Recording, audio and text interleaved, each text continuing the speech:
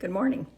It's good to be here at my kitchen counter and talking about the book of Romans, which is, again, an amazing piece of literature. And Paul is beginning this chapter, this letter, really, in a very classic style, greeting people. We're up to verse 13.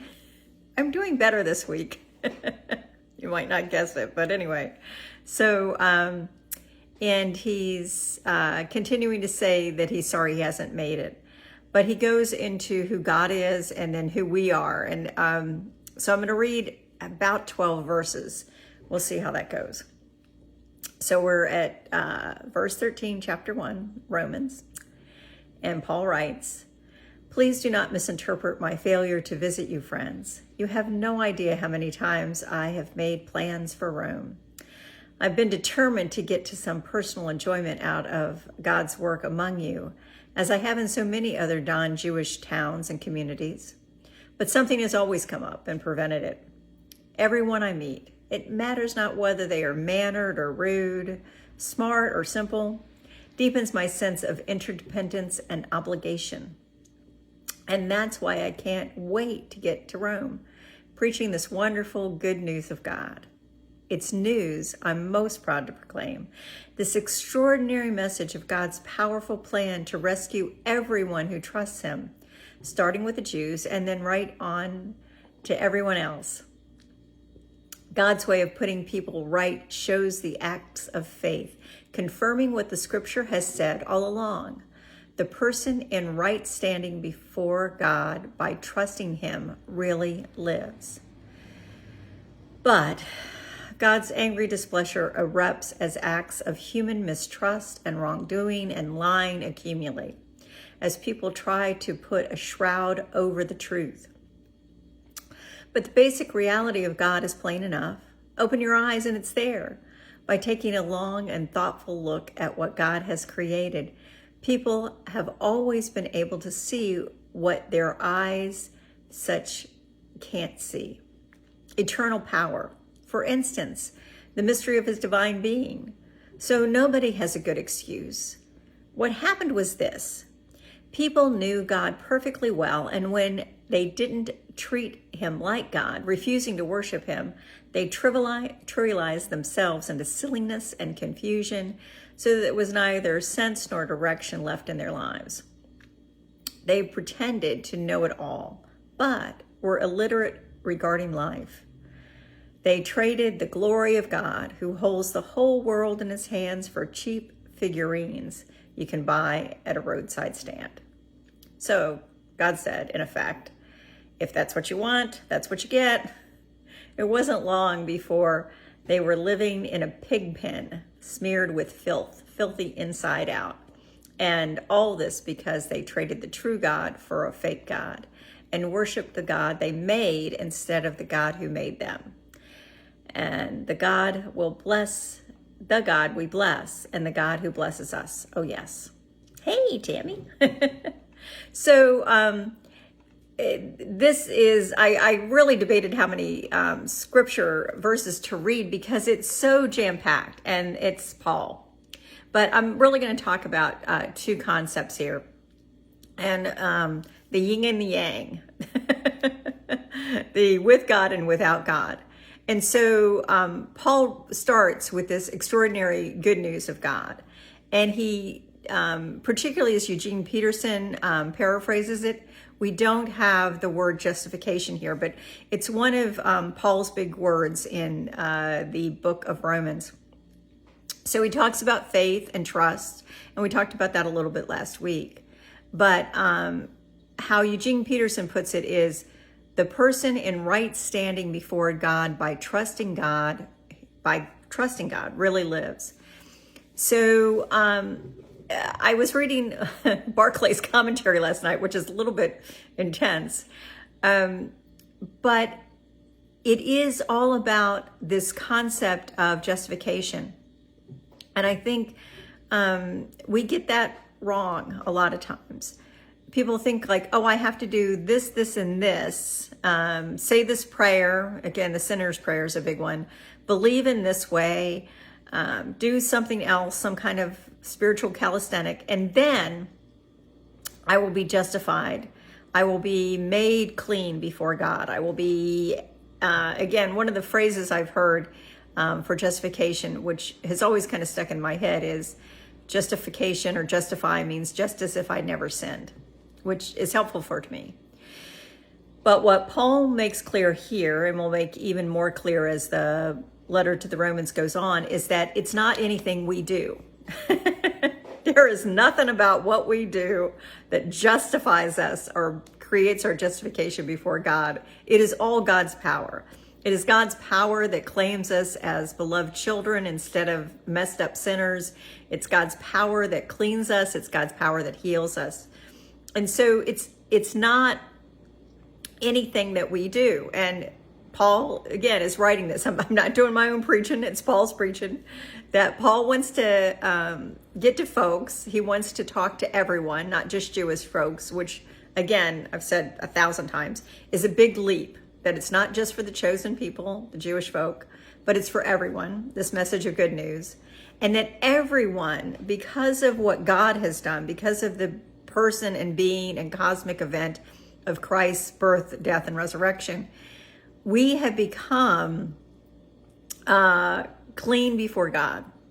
I believe that we were always precious children of God, but that relationship is created and cemented and springs ever new because of who Christ is in our lives. And that relationship is theirs, always offered to us every day, every moment. And again, we don't have to do anything except for trust and believe. And that's what Paul is going to write about more and more and more.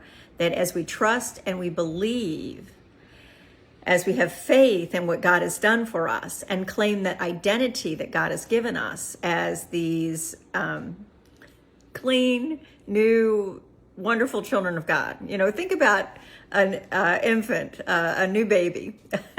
One of my congregations, a new baby is being born on Friday. We know this. And you think about the newness of that infant and the hope and just the possibilities that we see every time we see that newborn. Well, that's who we are. We are those newborn creations in God's power. And claiming that identity as our own and believing in that identity as our own is claiming our justification that God has done. Again, not anything we've done, but what God has done in us. And so that's the first half of this. And we'll probably, I'm sure, get around to those ideas again, because Paul writes a lot about them from a lot of different angles. But then he gets down to being frustrated with human beings. And Paul has seen a lot of the underside of the world. He goes to larger towns, which again, you can think of New York City or any, large, tough town you've been in. And you can see how human beings have not lived up to the God potential within them. I don't spend a lot of time, nor a lot of time or talk about people who get it wrong. Mainly because I'm always worried that maybe I'm in that number. But Paul apparently feels very open to do that. And he is angry. I mean, Paul has a lot of passion. And he's angry that people have mistrusted God, have not gone to God with their lives, and are just lying and cheating and using people horribly. I don't think about, and I should pray more about, the hurt and the pain and the deception that goes on in our world. I know that people use people all the time and hurt one another. And if there's passion of Paul, it's that the passion of people harming one another and the ignorance of who God is. Someone who Paul was, and one of the reasons that he wants to get to Rome is that he thinks a lot and he thinks deeply about God.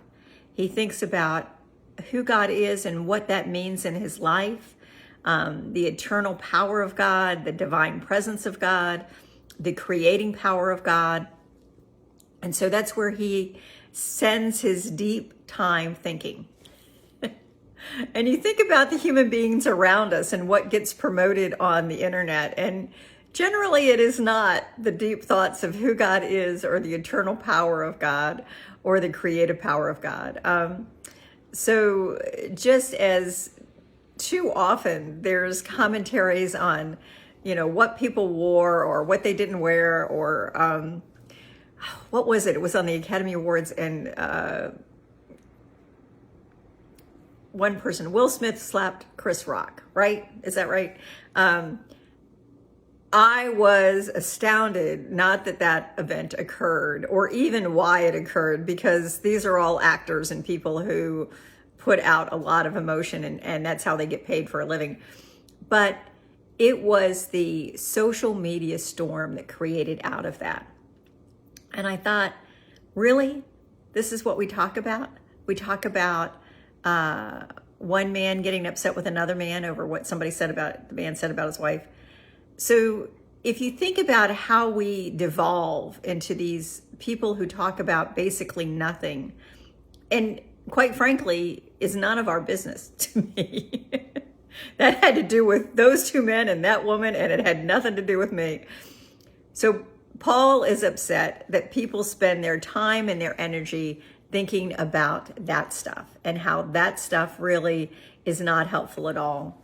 And what he also is angry about is not only do they not think about who God is or who they are in relationship to God or how their actions impact their representation of God as a divine being in the world, but they also trade in the one divine, unnameable presence of God for little trinkets. And in his world, it was quite literal. Many of the communities around them understood their faith as having links to a small image, a small statue, and that was how they prayed. And quite frankly, we still do that. I mean, I don't think that that's terrible. For my mom, her rosary was very important to her, and that was something that helped her gain faith and strength. It was a way that pointed to God and didn't represent God. So I guess the difference to me is that it was a symbol that helped her to draw closer to an eternal divine being, rather than, hi, this is it, this little statue, that's it, that's the God, and that's what I pray to. But one of my favorite images when I read something like this in the scripture came from Mad Magazine back in the late 60s, probably. My guess is you knew Mad Magazine, or maybe not. Maybe you're too young.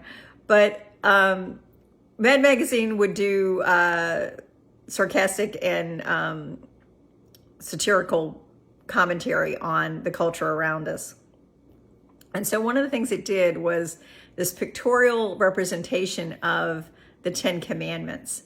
And I really should try to look that up online, because it really was hilarious, because the one that always is in my mind is this picture of the Beatles, which of course was the biggest rock band of its day, and all of these young women falling down in front of the stage, just, their hands over their heads, and obvious adoration of the Beatles. And the commandment underneath of it was, you will have no other God before me. And of course, because I'm not in that number, it's easier for me to say. I'm sure there's things, whether even it's my appearance and the need to wear a wig rather than look bald in front of you guys, that becomes too much that I'm concerned about.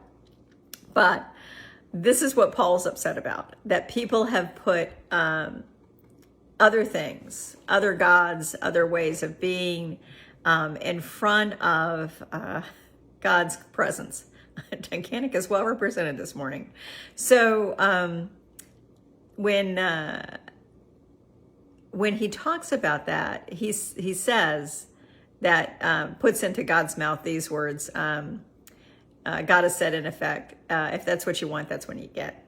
If you're willing to trade this incredible relationship with a grace-filled, power-filled, eternal being for these little gods, then, and do this fake worship, then that's what you'll get. You'll get human beings who are really looking to promote themselves, human beings who are looking to line their own pockets and make sure that their lives are of their making, rather than come before God in humility and ask God what to make of their lives. And so Paul sees the pain, brokenness, despair, sin of the world around him, and always names it back to a broken relationship with God. That's where the origin and the problem is, that if human beings have not understood their identity as children of God, as people who live with a divine spark of God within them, if they have not claimed that identity, and if they have gone instead to look for their own power, whether it's through their own, wealth or influence or whatever, then that brokenness is what is breaking the world.